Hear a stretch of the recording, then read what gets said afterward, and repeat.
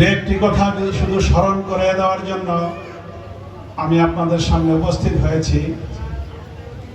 আমরা এমন একটি অকৃতজ্ঞ জাতি, যে জাতি 17 বছরের নির্যাতন, নিপীড়ন, দুর্দশা 17 মাস না হতেই ভুলে গেছি।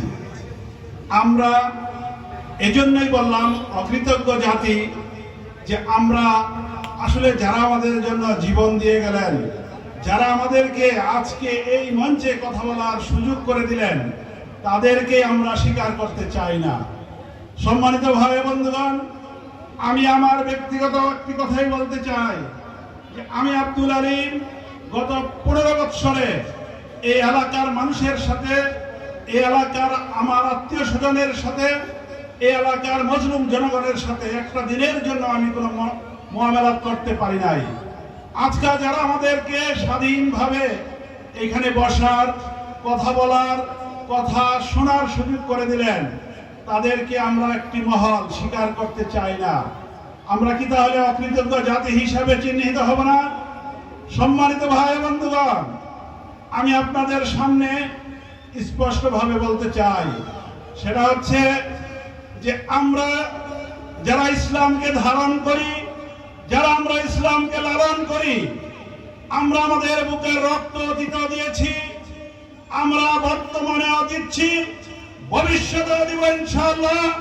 তবে জালেমদের কাছে আমরা মাথা নত করব না। এই দেশ যেভাবে মুক্ত হয়েছে 17 বছরের ফ্যাসিস্টদের কাছ থেকে, আগামীর ফ্যাসিস্টদের কাছ থেকেও আমরা এদেশকে মুক্ত রাখবো ইনশাআল্লাহ। সম্মানিত ভাই বন্ধুগণ, আমি একটি কথা বলে শেষ করব, সেটা হচ্ছে আপনারা জানেন মাতুয়াইলের কৃতি সন্তান জনাব তোফাজ্জল ভাই গত কয়েকদিন আগে উনি ইন্তেকাল করেছেন।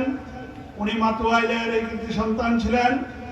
আমি ওনার রুহের মাগফিরাত কামনা করছি এবং আপনাদের কাছে ওনার ফ্যামিলি থেকে দোয়া প্রার্থনা করছে, আপনারা ওনার জন্য দোয়া করবেন। সম্মানিত ভাই সব, আসুন আমরা আজকে এই মঞ্চ থেকে আমরা প্রতিজ্ঞাবদ্ধ হই, আমরা আর কোন ফ্যাসিস্টকে এই দেশে আমরা স্থান করে দিব না, তাদের চোখ রাঙানিকে আমরা ভয় করব না।